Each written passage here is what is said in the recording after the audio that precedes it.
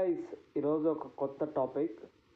యుఎస్కి Indian student ఒక సంవత్సరానికి ఎంత తగిలేస్తారు? More than $70 billion. అంటే సుమారు అరౌండ్ 5,60,000 crores. ఇది ఒక చాలా కంట్రీస్ జీడిపి కన్నా ఎక్కువ, జస్ట్ ఇండియన్ స్టూడెంట్స్ మాత్రమే ఇచ్చేది. సో వాళ్ళు వచ్చి అంటే ఇది అంటారు కదా, education system, migration, F1 visa ఇవన్నీ స్ట్రాంగ్ చేస్తే స్టూడెంట్స్కి వచ్చే నష్టం కన్నా ఆ కంట్రీకి వచ్చే నష్టం ఎక్కువ. అరౌండ్ 1% దాకా ఆ కంట్రీకి దీని ద్వారానే రెవెన్యూ వస్తుంది.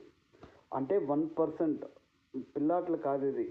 ఒక ఇండియా ఎకనామీలో అరౌండ్ ఒక 10% Indian students America education purpose మీదే పెడతారు. స్టూడెంట్ అదే క్లాసెస్ ఫీజు అంటారు చూడండి, కోచింగ్ ఫీజు